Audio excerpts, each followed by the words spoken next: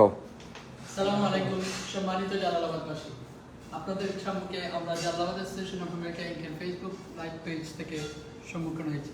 আজকে এই বর্তমানে ক্রান্তি পরিস্থিতিতে আপনারা ইতিমধ্যে অবগত হয়েছেন যে জালালাবাদ অ্যাসোসিয়েশন অফ আমেরিকা ইনকের বহিষ্কারকৃত সাধারণ সম্পাদক কর্তৃক একটি কমিটি আজকে অভিষিক্ত হতে যাচ্ছে।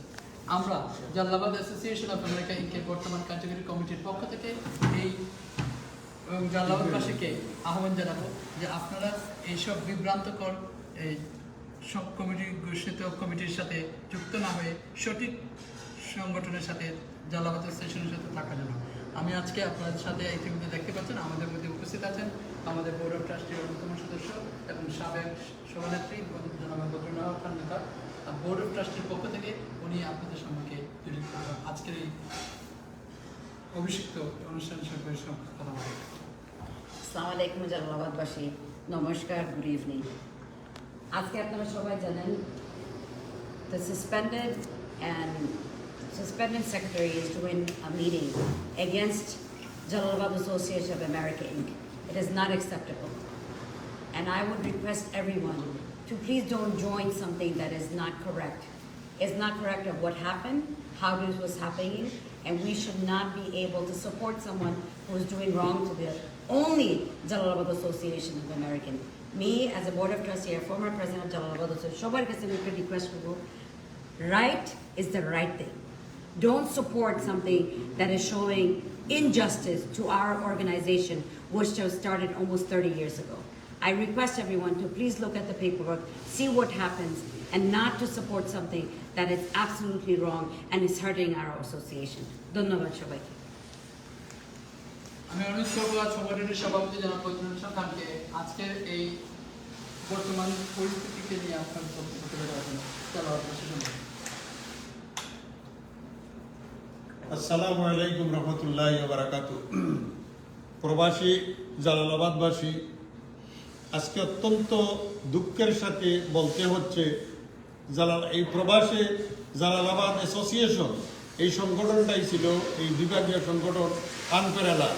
দুঃখের সাথে বলতে হচ্ছে বর্তমান কমিটির অব্যাহতিপ্রাপ্ত সাধারণ সম্পাদক সংগঠনের তহবিল থেকে $350,000 উত্তোলন করে নিজের নামে একটি বাড়ি ক্রয় করেছেন, যার বাড়ির মালিক জালালাবাদ USA, এবং সেটার একমাত্র ওনার অব্যাহতিপ্রাপ্ত মইনুল ইসলাম।